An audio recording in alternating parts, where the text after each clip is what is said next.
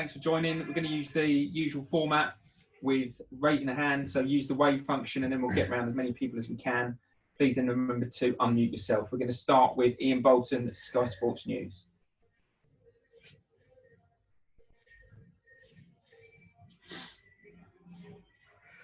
Frank, hello there. Hi, Ian. How are you doing? Good, thank you. Good. Listen, many congratulations. Top 4 finish in your first season. It's something you can be justifiably proud of. I noticed that Timo Werner was at Stamford Bridge today. I don't know whether you've had an opportunity to speak with him. What do you hope that he might have made of what he saw? Yeah, he was here today, so I hope he would have seen a team play with a lot of spirit, a lot of professionalism. We saw out a job today, which was a potentially very difficult game for us to finish in the top 4. And he would have seen maybe a moment like what Mason Mount did to break the deadlock, which is a problem we've had this season. We've controlled a lot of games at home, not scored and maybe conceded. So we have things we want to improve on, but hopefully he's seen that we have talent in the squad, a real resilience and a strong unity within the group, and then he can bring his talents to that. So hopefully it was a nice first viewing for him, and we'll look forward to having him next season. You mentioned Mason Mount, scored 1, assisted the other goal today. I think that's 7 Premier League goals in what has been his debut season in the Premier League. How pleased have you been with the way that he's gone about things, and can he get better? How do you see his future? Oh, he'll definitely get better because he's so young. And I think sometimes when a player comes in and plays in their breakthrough year and stays consistently in the team, people maybe treat them differently, like they're older than what they are. He's still young. You saw his technique today for the free kick is a special technique. Only top players can strike balls in that way. But his all-round game for the season has been brilliant. His work ethic and how he handles himself daily in training is brilliant. So he'll get a lot better, and he's contributed a huge amount. And that's just the start for Mason in his career at Chelsea. And listen, you changed your goalkeeper for this match. You said beforehand that it was just a choice, but Willie has come in. He's kept a clean sheet. Clean sheets have been an issue for Chelsea this season. Do you need to have a long, hard think? And perhaps do you have a big decision to make before the new season starts? To be honest, Ian, I have long, hard thinks about everything, not just individual positions, but how we are as a team. The idea that we haven't kept enough clean sheets is definitely not just a reflection of our goalkeeper. That's something that we have to work on as a team, look at as how we train and maybe how we recruit generally going forward. But I don't want to pinpoint it on Kepa today. Kepa decision, as I said before the game, was a choice on probably recent form, probably recent situation, a tough time for him. And I felt like Willie coming in with confidence off the back of his performance against Manchester United last week would be kind of what we needed today for the game. So I don't want to jump forward beyond the Arsenal game next week. It would be wrong. The squad are really strong at the minute in terms of the unity of how they are on and off the pitch. I want that to stay for one more week domestically. Then we had the Bayern Munich game. Looking forward to next season. What will happen after that? That's John Cross, Daily Mirror. Hello, Frank. Many congratulations today because of what the victory means and the season. I mean, listen. Being realistic, you've been quick to point out at times. Not everyone gave you a great deal of chance and opportunity to finish in the top 4. So, what does it mean to you in your first full season as a Premier League manager to achieve that, to get Chelsea back in there where the club feels it belongs?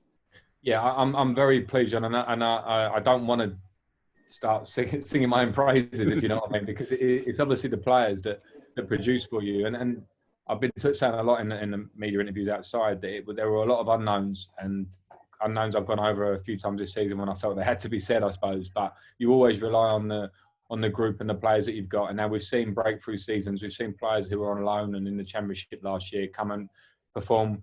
We've seen the stories of players like Giroud and Willian and Kovacic and Jorginho and people that have really contributed through the year. So it's always a team effort, a collective effort of staff and players. And I have to say that I'm proud. I always put like a little small brackets around that because it's Chelsea and we want to be challenging for titles and league titles. But we're not at that position now. I knew that going into the start of the year. I knew that to compete against not just Liverpool and City, but Manchester United, to compete against Wolves, who were there or thereabouts last year, to compete against Tottenham and Arsenal, who spent north of 100 million and really strong teams already. It was going to be tough for us. And the lads have competed. They competed. We've been inconsistent at times. We'll be honest and humble about that. We need to improve going forward. But at the moment tonight, we should be happy, I think, with what we've achieved. Cesar Kinsella. Hi, Frank. Well done on getting over the line today. Just wanted to ask, does this make your kind of summer and recruitment and things like that easier, because top four means a lot in terms of economics and just the prestige? Yeah, I mean, in brutal honesty, I would say yes. Not to say exactly where that will go, because that's not a conversation for today off the back of the game straight away. We know, and I answered questions about before the game, that the economics of Champions League are big. We know that. We know that prestige, top players want to play in the Champions League. The top players that are here already and the young players will want to play in the Champions League. And to get too far ahead of ourselves and concern about what it might mean from the outside is not a question for today. It's a question for the players that produce today. That can improve anyway. We can all improve, myself included. That's what football's all about. But yeah, if we're looking to recruit in certain areas, then I think it may help. That those are conversations for after Arsenal, after Bayern Munich, and see how we go. Because now we've had a good year, we want to do better next year. So we'll try and better ourselves in any way possible. Ollie Harbord.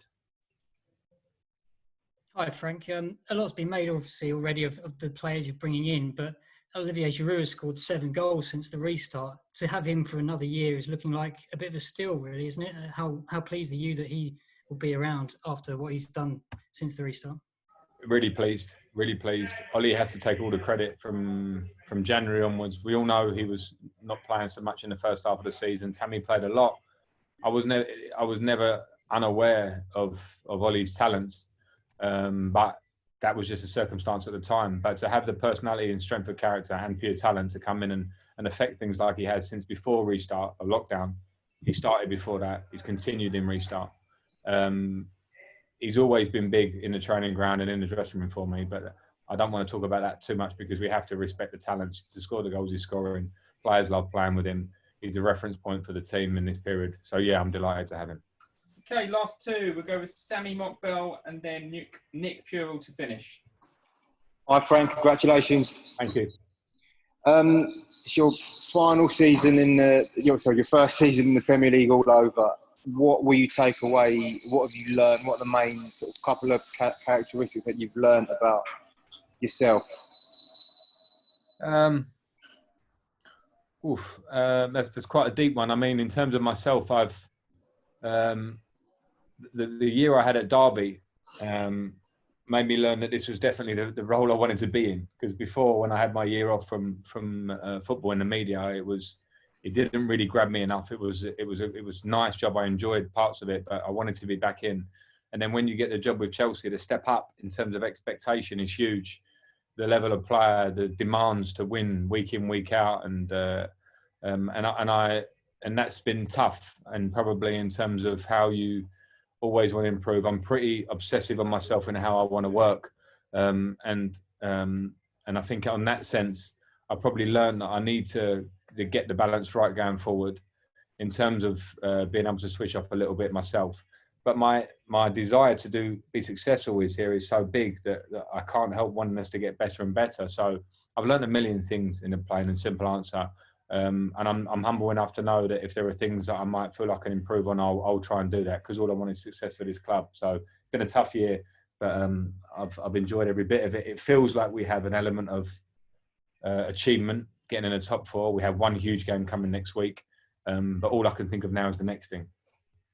Okay, last question. We'll go to Nick Purell. Hi, Frank. Just on Cesar Azpilicueta, obviously been your captain this season, and he's seems such a level-headed guy. How important has he been for you and what you've achieved in staying level? And obviously, among defensive difficulties, he seems to have performed very consistently. Yeah, I mean, Azpi, to coach or manage a player that you play with is a very different situation, and it's been very easy with Azpi because of how he is. His level of performance and his level impact on the group day to day as captain of the club. I can't understate it. It's been amazing. His performances in recent games, his performances for a huge part of the season, his defending today, his attitude, his application every day. It's an absolute standard for any young player that wants to look. And so the players within the club can really understand it. He's an epitome of the club. And I think the unfortunate thing at the moment with us this season is, for everybody obviously, but as Chelsea, we don't have our fans in the stadium. Because when you have a player like Azpi, it's the one that the fans react to and go, look at that, because that's how we feel about Chelsea Football Club. So Azpi is that, and he's the captain, and that's the good reason why he is. And on that note, not having fans here for us, I think for me as manager of the club, it's important for me to say that it was a moment I would have loved to have enjoyed with the fans at the end, because I think we've been very together this year. The support of the fans in sometimes inconsistencies and difficult times has been huge. I want to thank them from afar, because the way we play and the achievement of top four is for them first and foremost, and we look forward to having them back, and the squad for what they've achieved. And Azpi's the captain of the club, so he's been huge. And on another note, and I'm sorry to shoehorn my own part into an answer to a question that didn't relate to it, but I want to talk about Pedro, because Pedro's played his last game for the club, and the lads have just pretty much serenaded him in the dressing room, and rightly so, because of the career he's had generally. And because of the career he's had at this club. He's played his last Premier League game. He came on off the bench, but what the impact he's had here has been huge. And I want to make a big thank you to Peds and wish him well as he goes forward. Obviously, he's here for our remainder of games, but a big player for the club that leaves, and the spirit I saw from the group afterwards was something that I think is pretty special. On that note, we will finish, and we'll see you next week. Thank you, everyone. Thank you.